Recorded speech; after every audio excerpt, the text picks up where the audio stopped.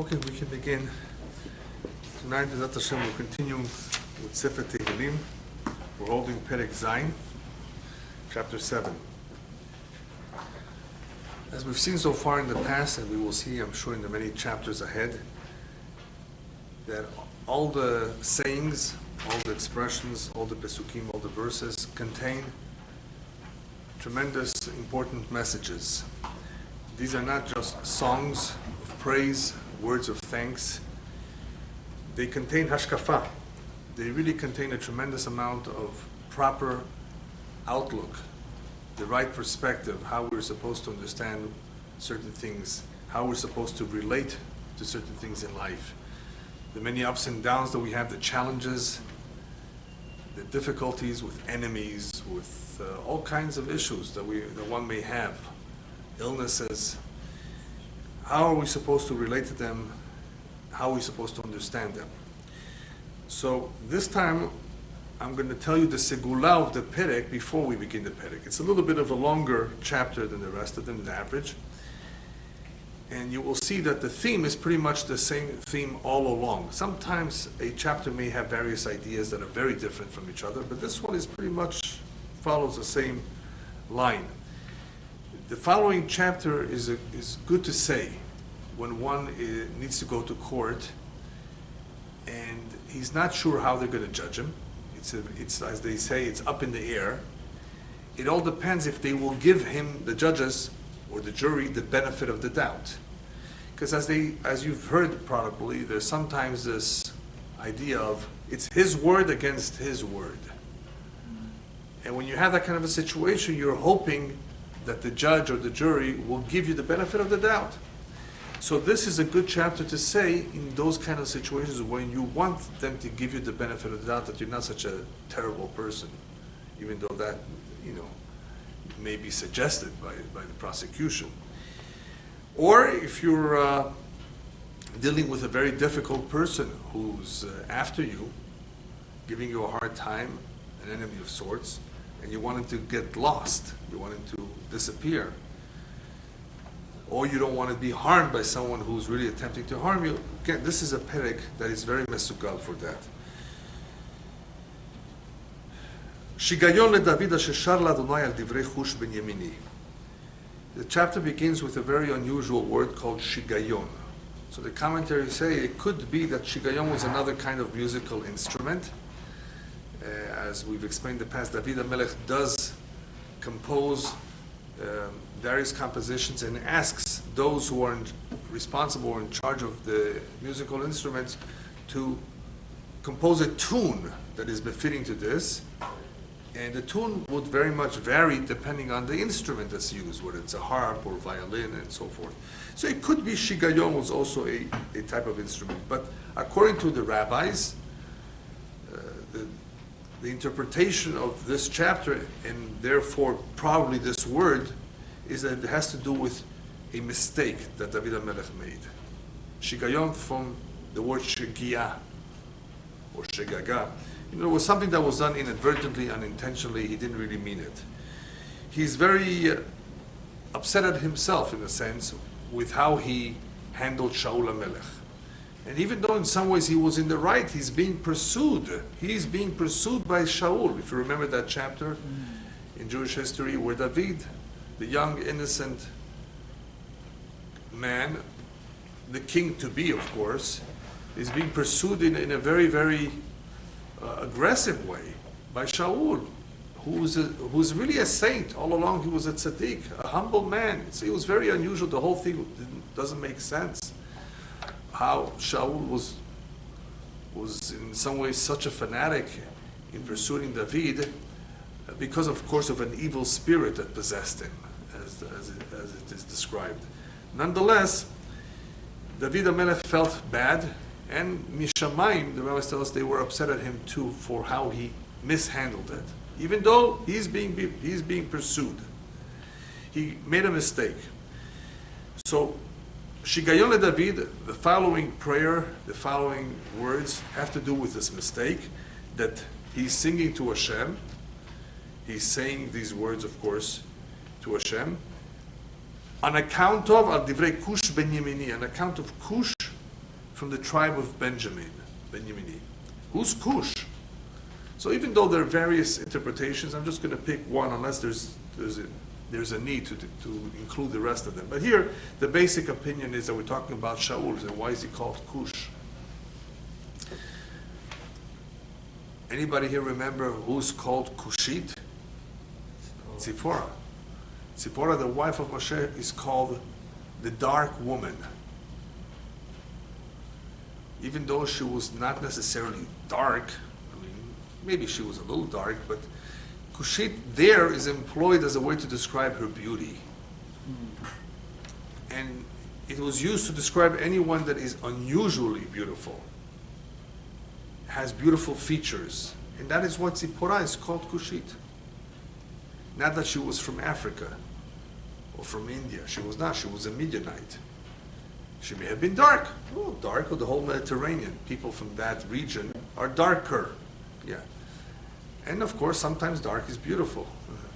But that's not the point. It's just the features that stand out, just like a Cushi stands out. Somebody who's very, very different in his coloration stands out. It could be in a nice way, of course. So did she stand out. So Tzipporah stands out because of her beauty. Shaul also stood out, and in other words, don't misinterpret his deeds just because he did things that were not proper. He was still a tzaddik. He was still a righteous man. So he is called Cush because of his ma'asim, because of his deeds. Very few people can compare themselves to Shaul. He was chosen to be the king by Hashem. He was a righteous man. So David HaMelech concedes, or in some way he's admitting this, that he made a mistake concerning someone who he may not have treated or thought of as a tzaddik, where in fact he was a righteous man. What did David do wrong? So many perhaps recount the one incident where he cut the corner of his beged. And it may appear like he was teasing him. You see, I could have killed you when I got next to you and I cut the beged. This is the king.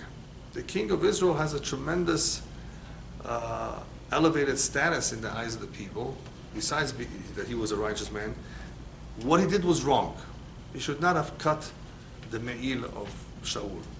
And there is one explanation given as to why David HaMelech suffered towards the end of his life from, I forget the exact word in English, if there is a word, when you're cold, even if you're covered with many blankets. It's actually one of the symptoms of pneumonia. Shivering. Chills. Shivering, chills. Hypothermia. Yeah, whatever. Even though it's not, it's hot. And I think malaria too. You know, at least initially, there are certain sicknesses that you feel cold, shivering, even though it's hot, even though you're covered with a lot of blankets. He had this, and they say it was as a result of that. He cut the garment, and now the garment cannot warm him, because everything is midah keneged midah, measure for measure. So some say he's basically asking forgiveness for the mistake at least that one mistake that he did by cutting off the corner of the garment of Shaul. Or, basic understanding of his asking forgiveness is in the way he treated Shaul, that it may appear that from his prayers all along about his enemies, may they fall, may they fail, may they be destroyed, it may give the appearance that he's asking for the destruction of Shaul, chas v'shalom, where in fact all he wanted was to be saved, not that he very much wanted any enemy, especially not Shaul, to get killed in battle or anywhere. He's not praying for that, but unfortunately it may have given the appearance that he was praying for that, wanting that. And we know it's not 100% true, because in the eulogy David gives Shaul, he feels terrible. He's in pain. What happened to Shaul? This is his pursuer. This was his enemy. And look how he's feeling bad for him, at least later on, when he comes to terms with the fact that he made a mistake. So Mashamayim, the rabbis tell us, they were upset at David. Somehow David did not handle it right. So now, what he's about to say, in continuing to pray to be saved from his enemies, is not that they should have a tremendous downfall. The focus should be that Hashem should save him. We don't necessarily want them to die. We just don't want them to bother us. We don't want them to pursue us. So that's what David HaMelech is perhaps rephrasing, correcting himself, asking for forgiveness in how he approaches this challenge of dealing with enemies in the future. All right.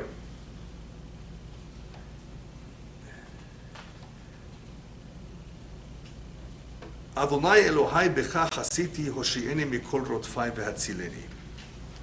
If you remember, Am Yisrael is also about to say Shira. They're about to sing Az Yashir Moshe. They crossed the Red Sea split. The Egyptians are drowning. Are we happy about that? No. We're happy that we were saved.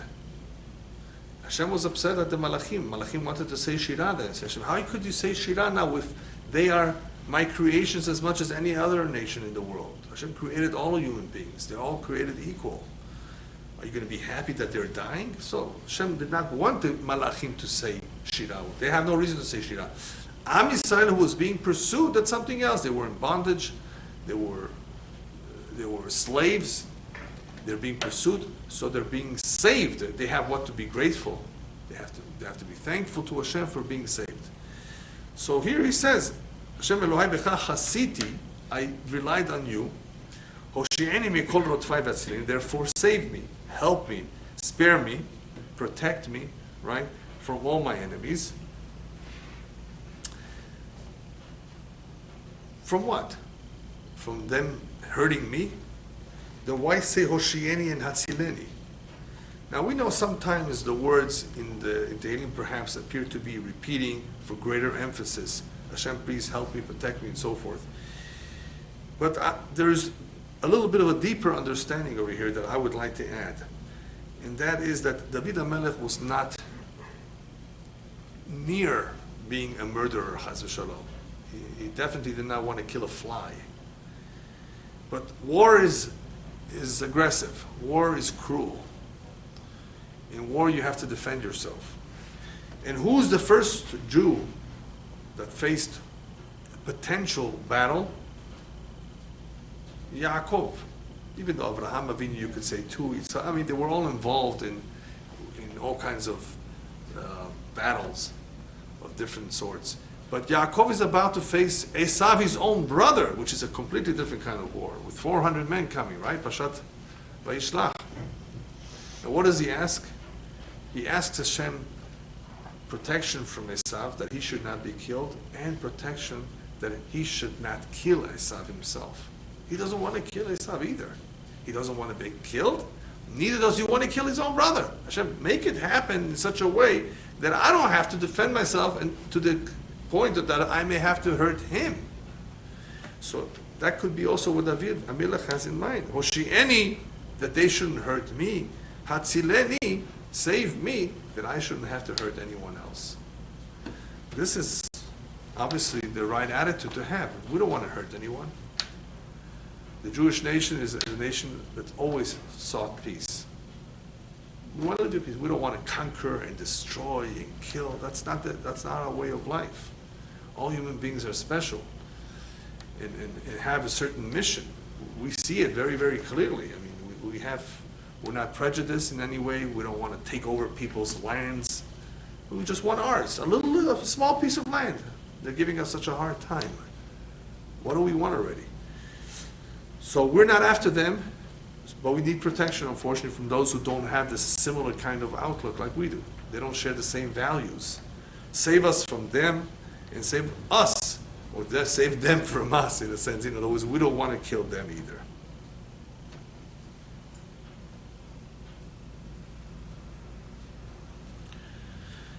He goes on to say as follows. Help me, because Adonai Elohai Masiti Zot Im Yeshav B'Chavai. Actually, once you say the word Hashem, you have to complete the pasuk. So I completed the pasuk, but let's go back one pasuk that we skipped.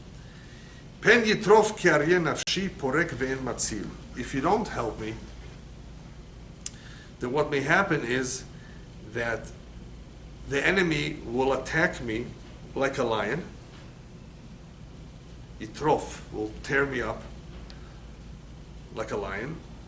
Porek ve'en matzil, and he may tear me apart, and nobody will help me. Nobody will save me from him.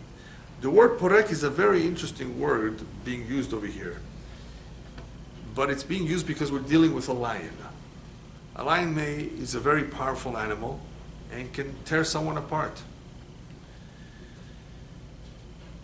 A lion has a very, very strong forearm, too.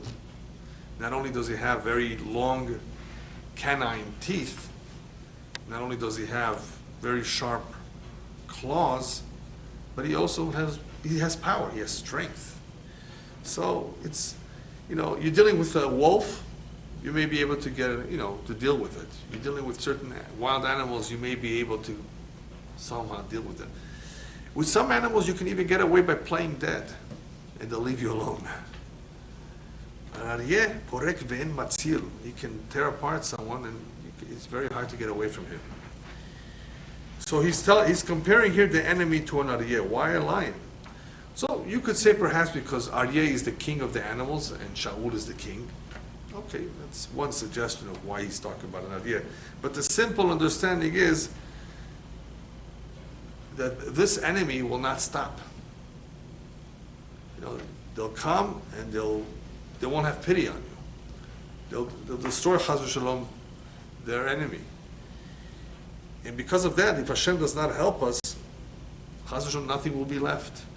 They will not be content just to hurt or to humiliate or to make a slave out of you.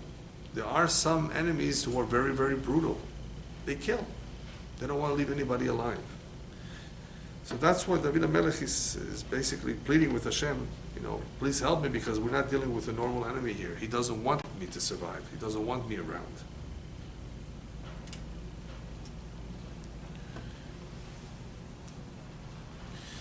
The simple understanding over here is, of course, when he says that I trust in Hashem and I rely on Hashem is because ultimately even if he has the power and he's able to run away or he's able to defend himself, he should never think that his being saved or spared depends on him. It depends only on Hashem. Even the most powerful people have lost, have died, have made mistakes in battle. And as a result of that, did not succeed. So there's no guarantee, even if you have the best army, that you will win the war. Therefore, he says, B'cha chasiti, I therefore trust only in you, I need only you, because that's the only way I can save myself.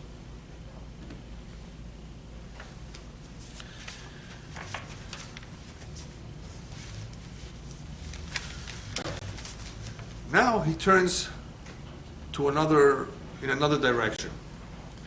And it says, Adonai Elohai ma'asiti zot im yesh avel bechapai. And here you have to read the following actually three pesukim together, because it's all one idea, and it's a totally different idea. He says, listen, Hashem, if I deserve this, and I'm going to read it inside in a moment, if I really deserve what's coming to me, then let it come to me. What David HaMelech says, if this is coming to me for something I really did, then I accept it, and I'm not going to ask you to cancel the decree, I'm not going to ask you to save me. Look how sincere he is. He says, if it's coming to me, but I know it's not. That's what David HaMelech says. All right? So he says like this, Hashem, if I did anything like that, anything wrong, if there's any avid, any evil or any mischief, or anything wrong in my doings, im gamalti sholmi ra, if I was in any way hurtful to those who were friendly to me, sholmi means those who were good to me or kind to me, if I did them any wrong, anything bad, v'haletzat soreri rekam, one interpretation of v'haletzat soreri rekam, and that I went after my oppressors for no reason, I attacked them for no reason. In other words, if all this is true, that I did this for no reason, if that's the case, then Yirdofo Yev Nafshi, let them come after me. Yes, V'yaseg v'yirmotz la'aretz chayai, let them trample, let them reach me and trample me to the ground. Uchvodi le'afar yeshken sela, and let them put down my honor down to the ground forever. Chas v'shalom. If you know, if this is true, go ahead. But obviously it's not. The other interpretation of Haletzat Tzorera Rekam is very interesting. David HaMelech is also melamed zchut on himself. He's trying to get some credit. He says, Hashem, you know, it doesn't make too much sense. When I had the chance, and when the enemy was in my hands, va'haletza, I let him free from lashon lachalotz, choletz, to release. If the enemy was in my hands, va'haletza tzorei rekam, easily, without too much thought, I let him go free. Are they going to do that to me? No. Would they do that at all? No. So compare me to them. If anything, I treated them very well compared to what they would do. So in these three Pesukim, David HaMelech is asking, of course, in his prayer, he's basically asking Hashem, you know me, you know the truth. If it's true what they say or what people are accusing me of, if it's really that I deserve this, then fine, I accept it. Because ultimately it's kaparat avonot. Ultimately, if somebody did something wrong and something is coming after, then it's an atonement. But there are many, many times situations where there is a plot, there is a conspiracy, there is, of course, some sort of agenda against an individual or against an entire community. And even though that's also mishamayim, right? It's sometimes born in hatred and in jealousy. So what is motivating and driving them is not real. And that's what David HaMelech is basically saying. This is all false. What they're after, if an animal comes after a human being, we've already explained before, it's completely a shaliach mishamayim. An animal that bites, animal that attacks, he's a messenger of mishamayim, but a human being is not always a messenger. A human being has free will. He can harm people. It's only up to Hashem to say, I'm going to not let him do it. I'm going to intercede on his behalf and make sure the gun doesn't shoot, jam the gun. That's a miracle. So you have to be careful with enemies. You have to be careful with bad people. You have to be careful in how you deal with individuals who are bad. Because if a person does get hurt, even though he wasn't supposed to get hurt, obviously Mishamayim later on they'll compensate for that. But who wants to be compensated? Wouldn't want to go through it to begin with. It's a tremendous headache. There are times where Hashem, instead of taking an individual from this world, makes him poor. Because a poor man is considered like a dead man. So poverty can sometimes take the place of death. So, what is preferable? Obviously, if you ask somebody, would you want to die or you want to be poor? Well, most people, I think, want to stay alive. They have a family, and somehow they'll survive. So David HaMelech obviously knows that there are alternatives to this. But this, to be pursued by an enemy and to be trampled, is not something so simple. It's also Chilul Hashem. He looks at it, he's not only looking at it from his point of view, he's saying, how will this appear? This is not good for the Jewish people. They're fighting amongst each other. There's a lot of things wrong with this. So he says, nevertheless, if it's coming to me, I understand, but it's not. I know for a fact that I haven't done anybody any wrong.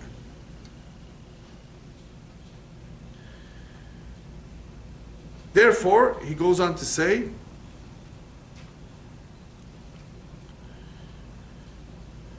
actually, before we go on to say that, to the next pasuk, I thought of something very interesting that is very befitting here.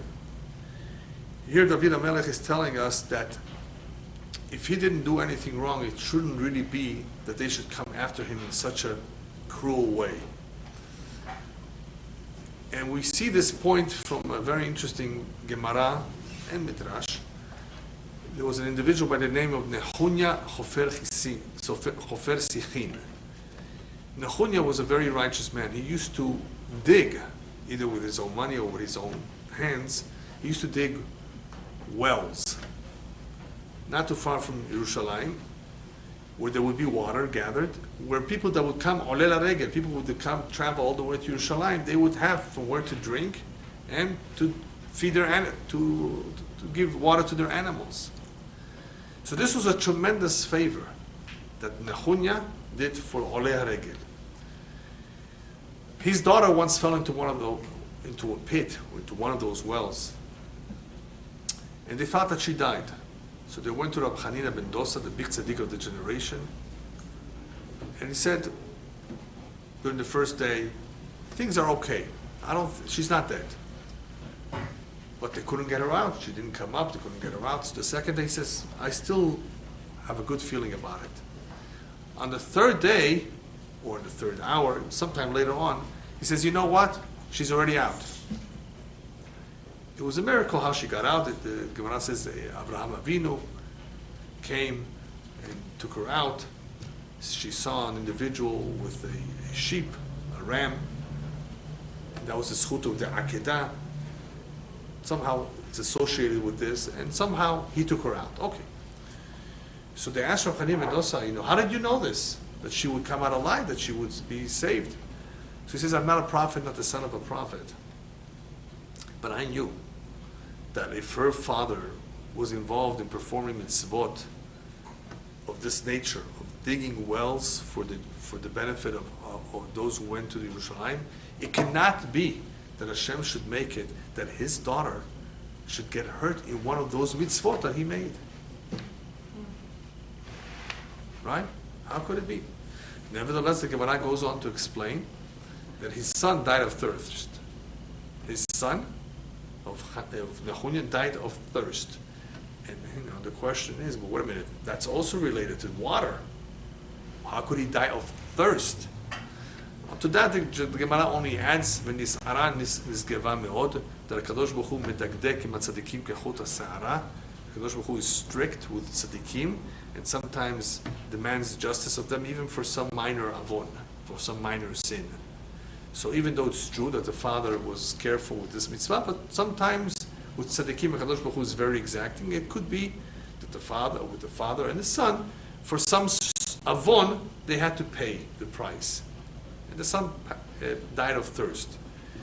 So I saw in the Sefer of the Ben Ishai, a Sefer called Benayahu ben Yehoyada, that he explains that the reason why this happens sometimes, nonetheless, that Hashem still punishes an individual in Olam Hazeh, in this world, for a certain sin, is because that mitzvah is a very powerful mitzvah. There's a lot of reward for that mitzvah. But the real compensation for the mitzvah is in Olam Haba. So Hashem sometimes says, you know what, let me take care of whatever sin in this world, and let's not use up that merit for him right now. That merit will completely be reserved for him in Olam Haba, what he did. Let's not use it up completely as a protection. So it could be, there are various ways that one can explain why the son died of thirst. It was obviously a little bit different than falling into the pit. Either way, the point is still the same, that we see, nonetheless, in general, that HaKadosh Baruch Hu will not allow, usually, the tzaddik to suffer from his own good deeds. In other words, that they should be where he will stumble. No. So here, David HaMelech didn't do anything of this nature, that he should deserve a midah keneged midah punishment, a measure for measure. Because the way the midat hadin works is measure for measure. What do we know that? Look at what happened to the Egyptians in the Makot. All the plagues, the 10 plagues, were midah keneged midah. Dam, tzfardea, kinim, the lice, right? The Midrash. Why did they get blood? Why did they get frogs? Why lice? Everything was with a cheshbon. Everything is measure for measure. That's where we learn it from. So you would think, here too, it's measure for measure. But the Rebbe says, no. I didn't do anything like that I should deserve something like that this should be the punishment measure for measure.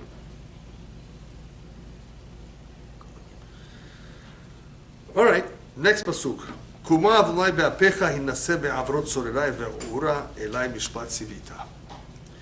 Now, David HaMelech is asking that Hashem should awaken, or in other words, rise in his anger, hinaseh, elevate himself, ve'avrot,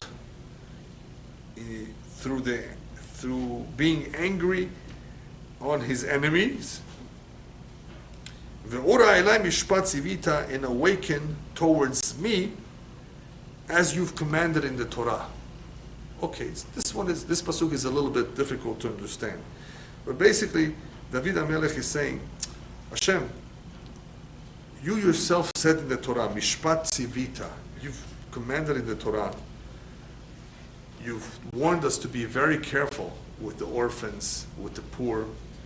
As you've said, Kim tza'oki tza'ak elai, if those orphans who are being oppressed, abused, the poor, will ever cry to me, Vishamati, I will listen to them, ki chanunani, because I'm compassionate. So David HaMelech is saying, Hashem, you say yourself said that in the Torah, if we cry to you, and we're like the orphans, like the poor people, we're the victims here. So therefore, kum Hashem be'apecha, in your anger, go after the enemy. Be'avrot, also, avrot is also through your anger. Go after tzorerai, those who oppress me. Ve'ura elai, come awaken towards me, mishpat sivita, in the same way that you've commanded the mishpat in the Torah, that you will come out, that you will listen to my prayers, that you will go after the enemy, you will avenge what they've done to us. So that I'm not asking for something on my own. I'm asking for you to fulfill that which you commanded in the Torah. Plus, when you do so, hinaseh, you are being elevated, you're being sanctified.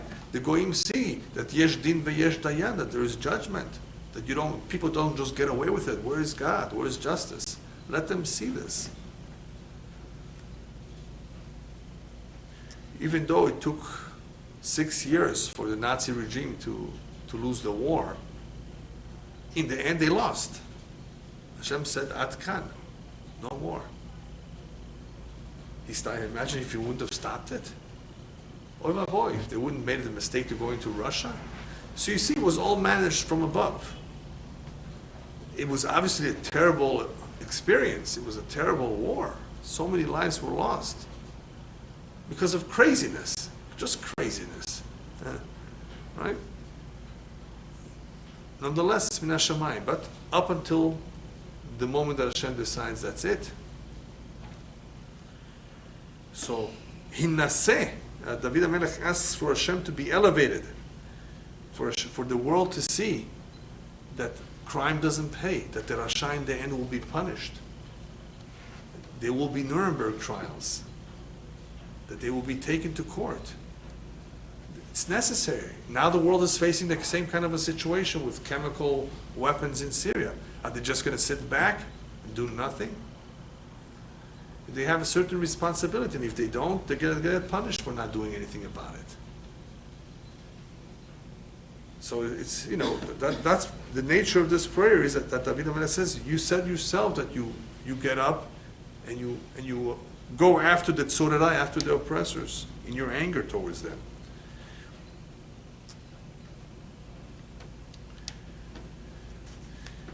Next pasuk. This is very interesting. He says here, and you know what? There may come a time where the nations themselves will congregate and surround you and beseech you, God, please help us win the war. No, don't listen to them. Hashem, when that happens, go back to heaven. In other words, go back and don't listen to what they have to say.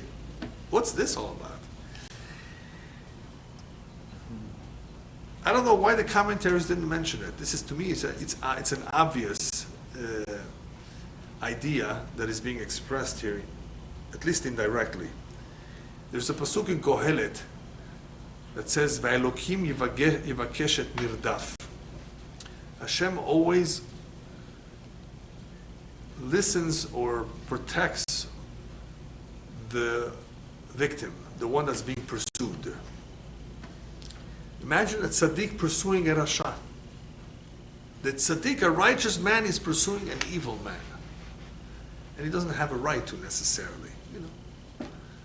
So Elokim Yivakesh that Hashem may help the rasha. Because the rasha in that case is the nirdaf. He's the one that's being pursued. The one that's pursued is the one that's the weaker one. The one that Hashem has pity on, therefore. So sometimes it could be a tzaddik going after a rasha. Usually it's not, but sometimes. So when somebody is going after somebody else, the one who's pursuing should remember, hey, Hashem may not be with you. Hashem may be with the rasha. Especially if you're pursuing him for not a good reason. If you're defending yourself, that's something else. That's called self-defense. But when somebody pursues, goes after, I'm going to teach him a lesson. Who are you to teach people lessons? Leave that to Hashem. Yeah, but he deserves it. He's a crook, and I'm going to show it to him. You want to be the judge and the executioner? Both, you know. So you have to people do this. You know, it happens. So Shlomo Melech warns us. Remember, Elokim Yivakesh nirdaf. Not always, but at times it could be that Hashem will intercede in favor of the nirdaf, even though the nirdaf happens to be somebody who's not behaving himself. There's another pasuk, don't rejoice when your enemy falls. Hashem may change his mind and say, oh, you're happy about it? And now I'll put him back up. I'll bring him back. I'll give him back his job. I'll put him back where he was before, and you will suffer. So you have to be very careful with that, because the nirdaf, Hashem considers, Hashem has pity on him at times. So David HaMelech is concerned about that, and therefore says, Hashem, when they ever come to you and ask you for help, please, not them. Aleha lamarom shuva, above them, return to heaven. In other words, don't listen to their prayers, don't turn to what they have to say. He's concerned about that too. That they may pray. Well, what if they pray and I'm praying? Well, Hashem may listen to them. Especially if my hands are, if I have the upper hand. So therefore, Hashem, go back upstairs.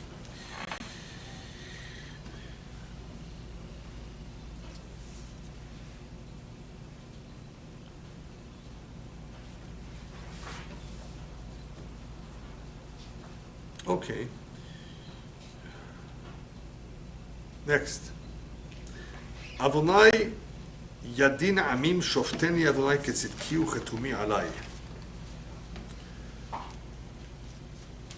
Hashem judges the nations. When does he judge the nations? Next week, Rosh Hashanah. He judges at other times too. And this is a very significant point, because it is a little bit unclear why David HaMelech is saying this. On the one hand, the rabbis tell us never ask Hashem, you be the judge. This guy did this to me. Don't ask to be taken to court. Don't ask for justice to go after an individual. Hashem knows on his own if he needs to judge someone. So when we ask Hashem to intercede, they say, oh, you think you're such a good guy? You think you're such a tzaddik that you're asking for judgment to be brought upon this individual? Let's see what you're all about. Let's judge you too. You know, otherwise a person is not judged in a big trial, at least, except for Rosh Hashanah, except when he dies. Or if he speaks Lashon Hara, if he speaks, if he's slanderous or gossiping about somebody else, especially in a negative way, then they say, oh, he's talking about somebody else. Let the Satan now talk about him. So Lashon Hara is very dangerous. You're playing with fire, whoever speaks Lashon Hara, because he's basically bringing himself to court, even in the middle of the year. It's not Rosh Hashanah yet.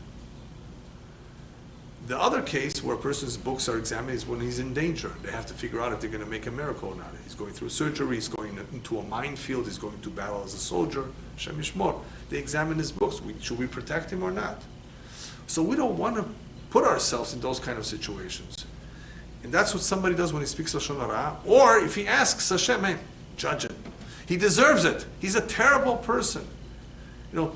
Hashem will pay him. Hashem will judge him. No, we don't ask that. And a lot of people make that mistake. In some cultures, it may be part of their culture, part of the language, as an expression. Oh, God will judge him. No, chas v'shalom. You don't have to say that. It's obvious that Hashem judges anyway. It's obvious Hashem is aware of everything. So we have to ask for that. So when a person asks, oh, you're asking? Well, let's do it to you too. So it's risky. So here David HaMelech is saying, wait a minute, Yadin Amim? Hashem Yadin Amim, God, you judge the nations, therefore Shofteni, Hashem, judge me. Ketzitkiu chetumi alai. Judge me according to, of course, my justice, my righteousness, and my integrity. Ketumi. So what is David HaMelech really saying here? He's saying, Hashem, I want you to compare me to them. I want you to compare the Jewish nation to the rest of them. Look what is happening in Syria and Iraq. They're killing their own people. And here in Israel, the whole world becomes excited if the enemy lost a fingernail. Look how we treat the prisoners or the enemy and how they treat them. Israeli soldiers that were taken captive in some of the Arab lands, they suffered tremendously. They were tortured. The pilots' fingers were cut off in Syria, so they shouldn't be able to fly again. Yes, there are many, many stories on how they treated us and how we treated them. We're not like that. They were they were in the desert. They were surrounded. We gave them water. We treated them. We took care of them. We took care of too much. We overdid it. But that's the way our nature is. We weren't necessarily following any law. We were following our conscience. So David HaMelech says, Hashem, you know what? Compare. Hashem, you judge the nations. You're the judge. So compare. Compare us. Compare with them. Now, so therefore, I want to say that he's not necessarily asking at a particular moment, Hashem, go ahead and judge now. Whenever you do judge, because you are the judge on Rosh Hashanah, consider the fact that we are different than they are. And consider my tzidki, my tumi, compared to their lack of tzedek and lack of tmimut. Consider my righteousness, consider my integrity. And you will see that they don't have any. So this is part of the prayer of David HaMelech because he wants to score points. That's okay. David HaMelech remember, he's speaking to Hashem who has to deal with midat hadin and midat harachamim. There's a system in place that carries out justice. There are rules upstairs. And he's defending himself. He's his own attorney. And even though Hashem, of course, can analyze this on his own, this is part of prayer. That to bring out certain points. And sometimes when we bring out certain points, apparently they do have some value. Otherwise, why does he have to say this for? You can say, well, Hashem knows it anyway. No. You have to say it. You have to bring it out. To bring out certain points. It's not that one has to take credit for everything that he's done. That's not the point here. But here, in trying to bring out the differences between us and the Goyim, it's legitimate. It's acceptable to say, well, look at us. So it's not necessarily trying to point out how righteous he is. That we don't need to do ever. But in comparison, and we see that there are many such examples. The category of the accusation was accusing the Jews when they left Egypt. Hashem, you're making miracles for these people? They're just as bad as they worshipped idols in Egypt. Why make miracles for them? They're the same. They are wicked. They are wicked. Hashem says, how could you compare them to the Jews? They did this intentionally, and the Jews were forced to do it, were unintentional. So you see how upstairs there's this du-siach, as we say in Hebrew, this conversation, this discussion between the right and the left, between the prosecution and the defense, because that's the way the system works. There's a balance, there's scales. Even though Hashem knows everything, obviously, but it works through a system. There's still a system of judgment where things are weighed and analyzed. So that is where our prayers come in. And the prayers of the tzaddikim, of course, as well, is to try to switch it, to try to block the accusation, to try to show, look at this. Many, many examples. Yeah, we don't have the time, but I can tell you many, many stories of how the big tzaddikim pleaded with Hashem on Rosh Hashanah, of course. Look how much we do, what do they do? What do we do with their money, and what do they do with their money? What are we doing at night, and what are they doing at night? They're sitting at a theater, watching some silly movie, filthy movie perhaps, and what are Jews doing? Praying Arvid, learning Torah, coming to a shiur. So this is a tremendous limud zchut. That's like the shofar. It shuts the mouth of the Satan. Yeah, wow, yeah, it's true. See what I mean?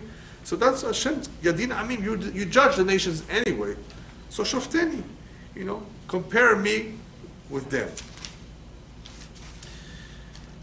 Now the second half of the Perek, David again goes back to what should happen to the Reshaim, what should happen to the evildoers. יגמור נא רע הרשעים ותכונן צדיק, ובוחן ליבות וכליות אלוהים צדיק. Two interpretations of what it means, יגמור נא רע. יגמור נא רע, the Pashtut simply means that let all the evil cease to be. יגמור נא רע רשעים, the evil committed by the wicked people. יגמור נא רע רשעים. Why do I want it to stop? Why do I want the ra to cease to be? Utechonen tzadik, so that the righteous way should become firm and established in the world. There should not be all this terrible anarchy of and rampant evil all over the world. So much abuse. Look what's going on in North Korea. Look at all the innocent people. What they have to go through. How they suffer for doing nothing. Did you hear about it? That when their last head of North Korea passed away, so they punished some people for not crying enough, for not mourning, for not displaying enough mourning for him. Incredible. But so there's so many victims in the world who have nobody to care for them because they are in a regime that is so sadistic. So David HaMelech says, "Yigamor nara reshaim." Let this kind of evil cease to be. So there should be a system techonen tzadik. The other idea is Yigamor nara reshaim. Let the ra itself finish up with the reshaim. What they do, let that evil, their own evil deeds, hurt them. What they plan to do to others. ובוחן ליבות וכליות אלוהים צדיק. Here David HaMelech says that only Hashem can do so. Only Hashem knows who is a tzaddik and who's a rasha, because Hashem is the one that examines the hearts and the kidneys. What does kidneys have to do with it? Right? For those of you, many of you perhaps have never saw this term, but it's used quite a bit by the Chachamim. Bochen libot uchlayot. So for those of you who've never come across it, I'll tell you, according to our tradition, the kidneys are the ones that give the advice. Every organ has a different function. The heart, the feeling, the brain, the analysis, decisions, right? So the klayot advice. Somehow the advice comes through or by way of the kidneys. So what happens if one only has one kidney? Anyway, obviously you can still live with one kidney, but somehow they have some function.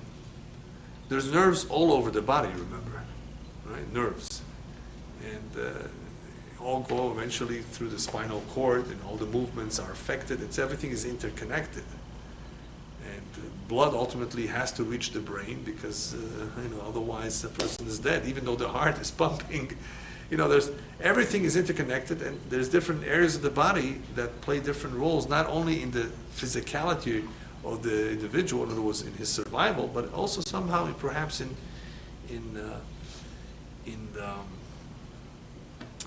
expressing certain feelings and ideas. For example, the bile, the gallbladder, and all that, is supposed to somehow calm down the anger in the area of the liver. Somehow that has a function too. I don't recall exactly how they interrelate, but somehow it has to do with anger. And if somebody is very, very angry and he keeps the anger inside, he may vomit a green liquid. It may at some point come out, and that is bile. That is the bile that's coming out. Green liquid. He didn't have green soda, right? So where did it come from? Yeah. So I've seen that happen. So you don't want to keep the anger inside. You're angry, get it out somehow, or calm down and forget about it. People are bothered a lot by certain things. It affects their body in different ways. Different organs are hurt as a result of tension. Why is the pancreas getting cancer these days? It's a terrible cancer. I still have to figure that one out. According to the Kabbalah, if we knew what every sin does to which particular organ, we would know. Why did he get this here? Why did she suffer it from that area? But we don't have that ability of knowing everything today, especially when it relates to illnesses. And even the doctors are not going to know this. The doctors may know why a person has cholesterol, why his arteries are blocked or narrow and things like that. That they may have some clue, because it could somewhat have to do with the genes or the diet. But they don't have a clue. I believe till today nobody knows how people get cancer in the pancreas. The lungs, if the guy smokes, that's black and white. That's easy, right? So certain things are discernible. We can figure them out, but other things we don't know. And doctors may never know. But there is a reason. There definitely is a reason. So somehow, everything is connected, not only on a physical level, on a spiritual level as well. So David HaMelech says, Hashem, since you are the one that knows who is a tzaddik and who is a rasha, because you are bochen libotok loyod, you examine the hearts and the kidneys. Elokim tzaddik, you are a righteous God. Therefore, I'm asking you, I don't know, I'm asking you to be able to make this determination of who's good and who's bad. Because I don't know.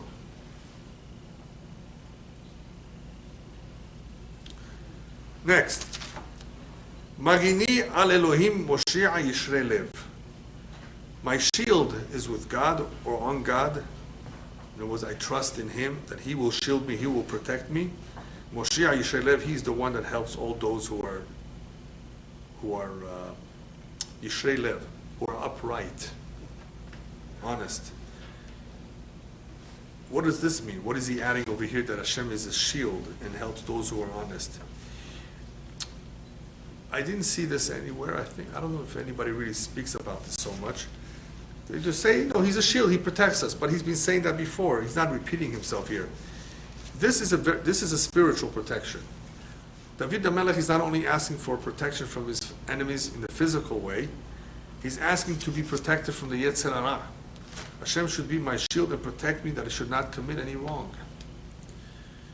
Because He helps those who are upright. Well, obviously, those who are upright is going to help them. What's the chidush over here? The rabbis tell us a very important idea, a very important concept, is if a person wants to be a tzaddik, wants to be a Baal Teshuvah, Hashem will help him. You want to really do the right thing, Hashem will help you. However, in the beginning, the first time, the second time, it may be difficult. But when Hashem sees that a person has tried so many times, he has held himself back from doing something wrong, and he was tempted to. It was difficult for him. He held himself back once, he held himself back twice. The third time, Hashem protects him that he shouldn't even come in contact or be exposed to such a kind of a challenge. Once you do it on your own, then Hashem helps. Don't say, Hashem, help me. No. You help yourself first. Don't put yourself in those situations. Don't tempt yourself. If Hashem sees that one really does it on his own, then Hashem is a shield. Magini al Elokim. So therefore David HaMelech is saying, please, shield me. I don't want to do anything wrong. It's not in my interest to behave like that. But obviously it has to be sincere. That's why he says, Moshe Yishrei Lev, those who are upright, Hashem will really help. Not those who make believe. Those who really, really try to do the right thing, Hashem will always help them.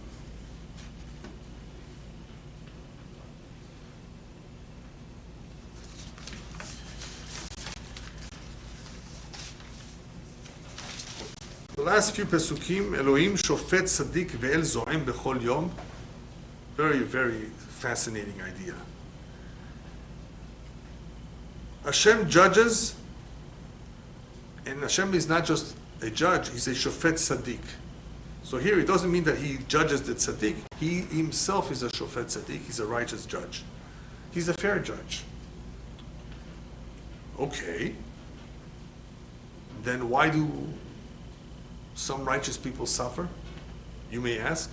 Ve'el zo'em bechol yom. Hashem is upset, he's angry every day. Wow, what a comment. He's a righteous judge, but he's angry every day. So this is quite a familiar pasuk in Chazal. You may come across it. El zo'em bechol yom. Perhaps many recall that this pasuk is used with Bil'am. Bil'am was the only one who knew that rega, that moment in every day where Hashem is zo'em. And if I remember the number correctly, it's such a short rega, let's see if I remember correctly, that it's 1/53,484 of a second. No, it's not even a second. It's a fraction of a second where Hashem is zo'em every day. And that Bil'am, who wanted to curse at that moment because then it would have worked, supposedly, according to his way of thinking. That his best chance is when Hashem is zo'em. Hashem is not really zo'em. Hashem is not human. Remember, all these terms are so that we should understand. It's midat hadin shemetucha b'to rega. That at that moment it's in force, it's in vigor, the attribute of justice, and you have to be very careful. Why careful? Because there's another concept called in the Kabbalah, didnt, a time of anger, of great anger. Ritcha is great anger, where the Midat Hadin says, I've had it. Very, very upset, and it has almost a free hand to do whatever it wants. So the king get hurt sometimes doing idna deritcha, even for doing something minor, because doing the idna deritcha, people just get hurt for even minor things. Minor things usually people don't suffer as a result of them, but idna deritcha, yes. Or another example is min shenitna reshut lamechabel lashchit, whenever the angel of death or of destruction has permission to go out and cause destruction to a city, a community. He does not distinguish between a righteous and an evil person. So sometimes the righteous get caught up in this net, like the Holocaust or any terrible decree. Very few people are protected and safe for some reason. But everybody else just gets caught up. He has permission, blanket permission. So El Zo'em B'chol Yom is an own form. It's a concept that exists that sometimes tzaddikim get hurt. Nonetheless, getting hurt does not mean just for nothing. It's a kapara. And how should you take it? Well, just remember, Elohim Shofet, Tzaddik. He's still a righteous judge, right? Things don't happen haphazardly, by chance, for no reason whatsoever. Everything is for a reason. And you want to know what is behind this? There is a midat hadin out there anyway. It's not just happening for no reason at all.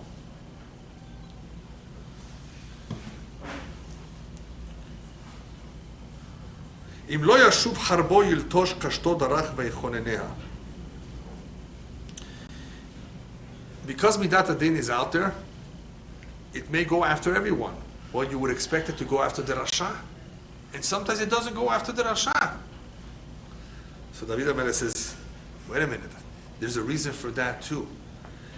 Hashem sometimes waits for the rasha to do teshuvah. Im lo yashuv, if he does not do teshuvah, then don't worry about it. Midat hadin will catch up with him later on. Hardboiled, HaKadosh Baruch Hu will sharpen his sword. Kashto darach, he will set up his arrow. Vayechonenea, and he will prepare it to go after the individual who he needs to go after. So that's only im lo yashuv. That's only if he doesn't do teshuvah. Comes the next pasuk and says, Velo hichin klei mavet. And to him, Hashem has prepared tools of death, all kinds of tools. You know, there's a lot of ways that people can die. Chitzav ledolkim yif'al, and HaKadosh Baruch Hu will apply his arrows to all those who have been dolkim, who have been going after, pursuing the righteous. In other words, just because you don't see it now, anything happening to the Rasha in the country, all you see is that Tzaddik getting hurt. No. But what about the Rasha? Where's the Midat Hadin with the Rasha? No. Im lo yashuv, if he doesn't do any, he doesn't return, Hardboiled, Hashem will eventually sharpen his sword and go after him, his arrows. And he has prepared him klei mavet. There's a lot of klei mavet. There's a lot of tools out there. Hashem has many, many tools up his sleeve, as they say. And eventually, those who went after the tzaddikim, the dolkim, those who pursue the tzaddikim, they're going to get hurt. They're going to be punished. So you may not see it now, even though there's a midat hadin, there's a reason for that too. Hashem maybe is waiting for them to do teshuvah. If they don't, then he'll go after them. Look at what happened in Nineveh. The city of Nineveh, Hashem sent Yonah to give them a chance. Hashem gives a Rasha a chance sometimes, depending what he did, depending who he is.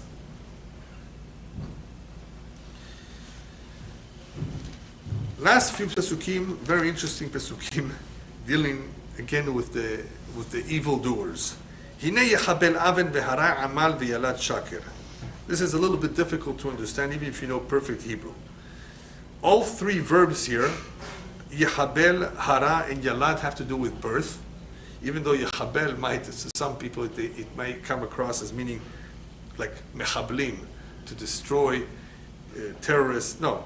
Here, it comes more like hevlei leda. It has more to do with conception.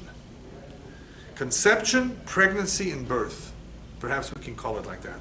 Hinei yechabel aven, evil or wrongdoing, is first conceived, then the wrongdoing or the amal, the bad deeds, take form and shape as a pregnancy, and in the end, what's given birth to? Lies. It's an interesting pasuk because David HaMelech is describing to us that evil, in a certain incarnation, is evil all along from beginning till the end. In other words, it conceives it. It thinks about it, it plans on it, it plots it, conspires, and then puts it into form and shape, into action. But what's sheker have to do with it? What has to do with lie? Well, it's all the same. Evil doing, wrongdoing, amal, and sheker and lying is all related. But I wanted to add an additional point that here, many evildoers, especially nations of the world, they do so many terrible things. They think about it. They plan on it a long time. And in the end, oh no, we didn't mean it that way. They lie about it. It's all a bunch of lies. And that's what politics is all about. Oh, it wasn't them that shot the missile.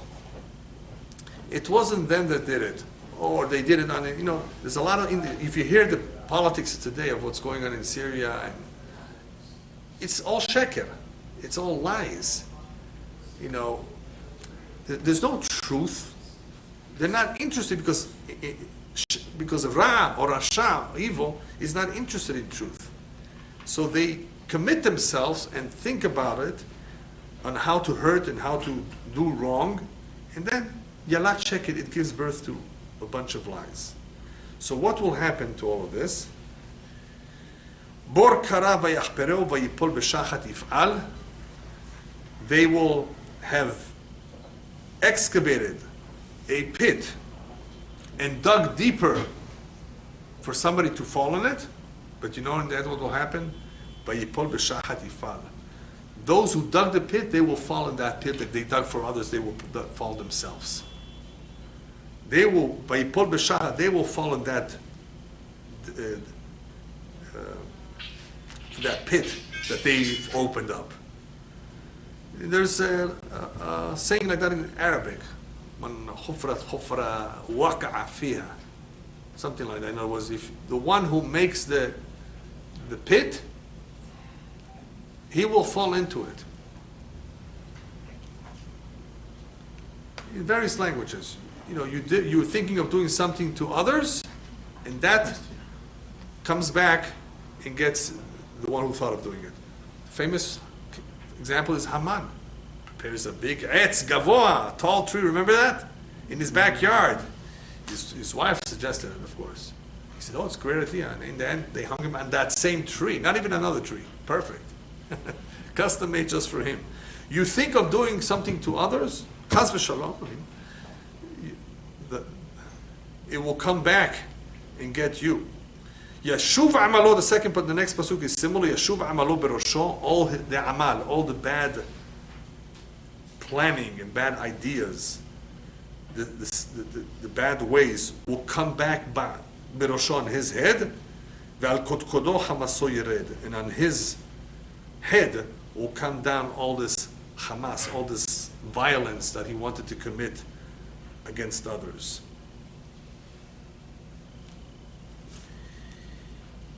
Just to finish up, there's an interesting midrash about sheker.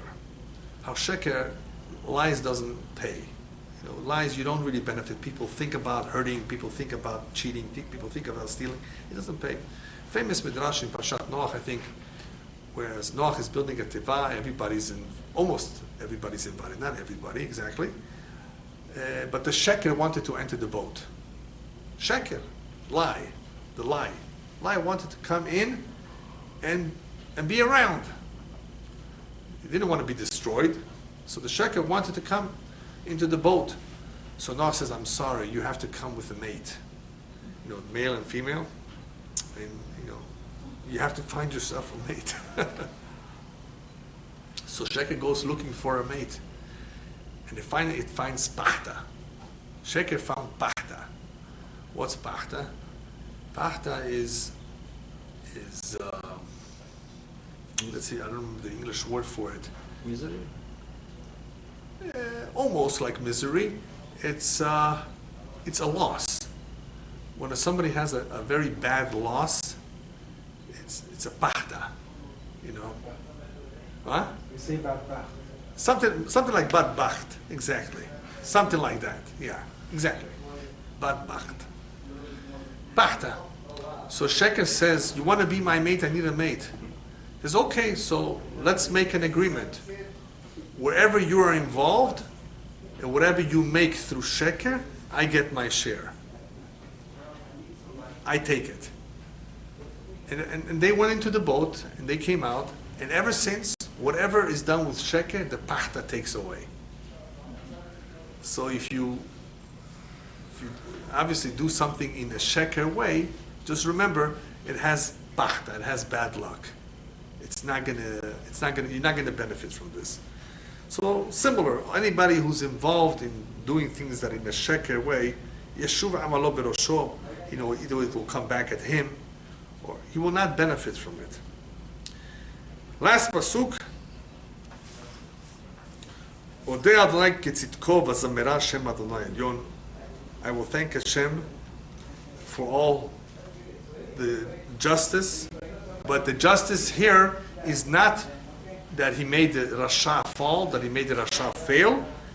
He's thanking Hashem for having saved him. As the famous pasuk is of Yitamu chataim min haaretz u'reshaim odenam. We're not asking for Yitamu choteim, we're asking for Yitamu chataim. We're asking that the sin should go away, not sinners. We don't ask for the sinners to disappear. Chas v'shalom, they're human beings. We're asking Yitamu chataim, as the pasuk says, not choteim. Let the chataim, let sinful ways cease to be. So Odeh Hashem ketzitko, I thank Hashem for the justice that He has applied and that He has shown in carrying out justice in a way that Baruch Hashem, that which is righteous and that which is good is protected and saved. But I'm not asking Chaz v'shalom for the wicked to disappear.